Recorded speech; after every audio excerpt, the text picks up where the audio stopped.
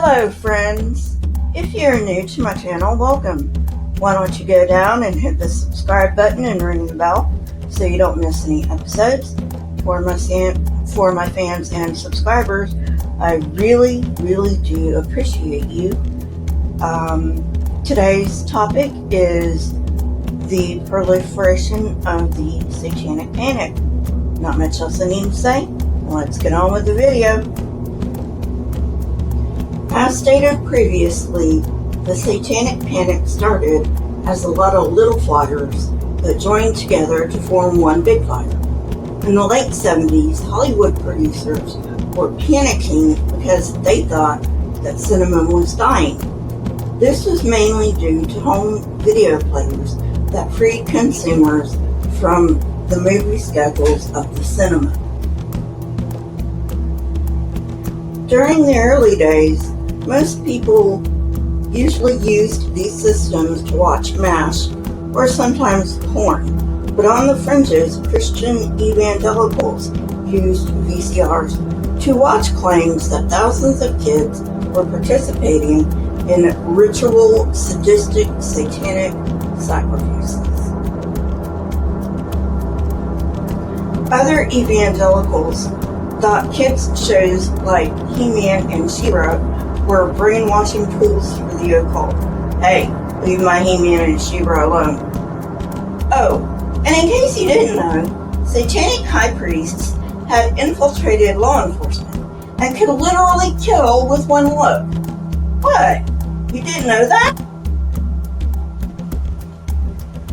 Of course, these claims were easily refutable and internally inconsistent, but we all know that evangelicals can't be bothered with little things such as facts. Unfortunately, these claims laid the groundwork for what became the modern-day witch hunt, the Satanic Panic. If these quote-unquote films had not had such blatantly false claims, the panic may not have been as bad as it was. Initial success of media evangelism came not through television but radio.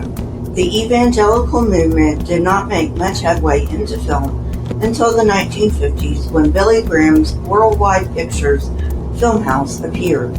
Location and access to media helped evangelicals spread the gospel through film. During World War II, many evangelicals migrated to California from the Bible Belt, which is the southeast USA. This happened mainly due to shifts in politics and ideology than anything else. These people not only wanted to spread the gospel, but also wanted to change the way in which evangelical views were spread. While religion may speak quote-unquote truth to those of faith, the fact is that these truths are subjective and entirely depend on the faithful.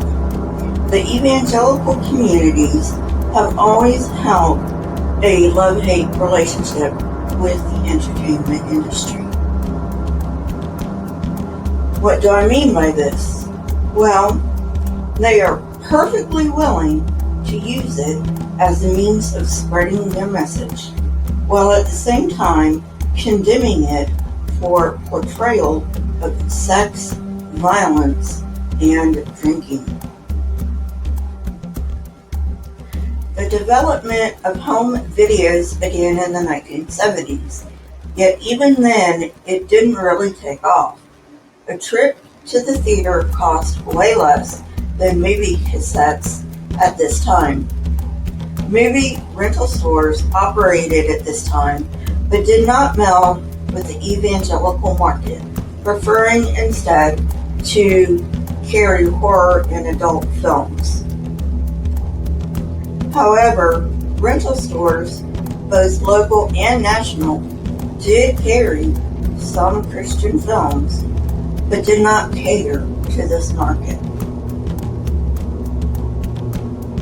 The communities responsible for the Satanic Panic knew about their position in the video market, so they created alternate methods of dissemination.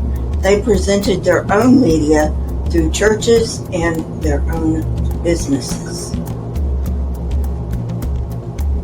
This home media enabled fringe groups to legitimize their beliefs, allowing them to bypass the larger market and go straight to pastors and religious leaders. Marketing of this type was aimed at pastors who had tremendous sway in what their congregations watched. These films weren't just made to get the evangelical message out either. No, they were made to line the pockets of producers. How could you not have seen that one coming? The higher up this supposed quote-unquote satanic infiltration went, the more consumers would pay for precautionary videos. So-called documentaries were chock full of disinformation, exposing the satanic web set a tone that led the viewer to expect facts, starting with the host warning parents not to allow their kids into the room during viewing.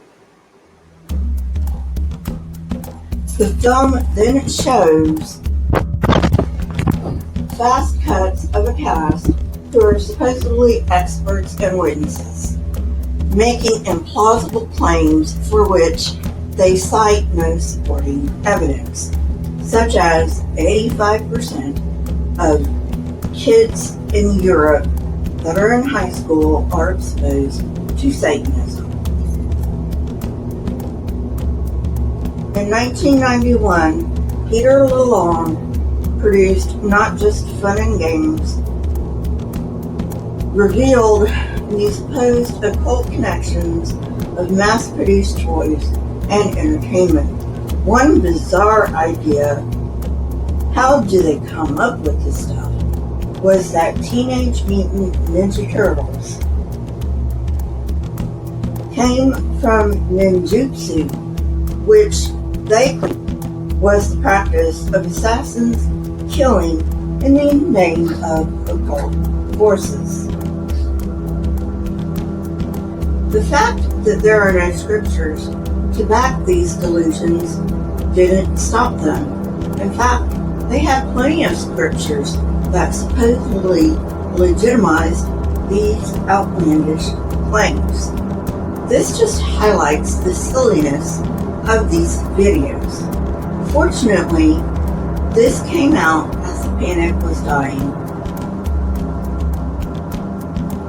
Fringe groups were definitely into scaremongering at this time.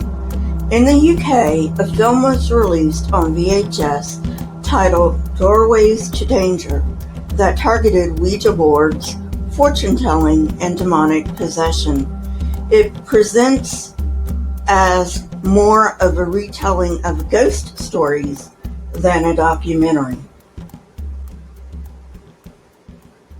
It starts with the clearly made-up stories of quote-unquote witnesses who supposedly saw demons as they participated in New Age practices. Outlandish claims that demons came out of Ouija boards pepper this so-called documentary. It ends with an interview of a self-proclaimed expert in satanic ritual abuse who says that the Ouija boards and astrologies are mainly responsible for the satanic cults in the UK. As we have previously seen, music was one of the most scapegoated cultural forms during this time. I'm not going to go into a whole lot of detail because I have an entire episode on this. However, there were some VHS tapes that were made, including Hell's Bells, The Dangers of Rock and Roll. Intrinsic to the cinema is the group experience. Groups can be good or they can be bad. Mostly they're good, because if these tapes had been viewed in a cinema, people would have laughed at these claims. And perhaps the people who took them seriously may not have taken them so seriously. So,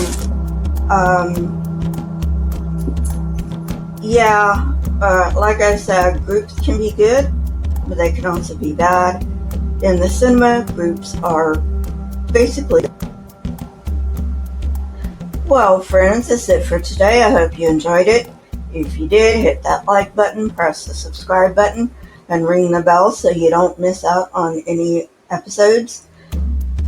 My Twitter, Discord, email, and PayPal links are in the description, along with the source that I used for this episode.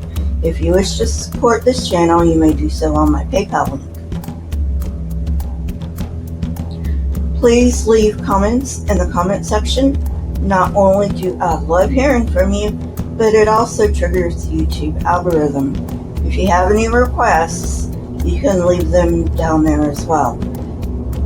You can catch me on Twitter. The next would be my email. Keep learning and searching for truth. Here are a few videos from my library. If you have not watched them yet, go ahead and watch them and tell me what you think. Until next time, friends, stay safe and goodbye.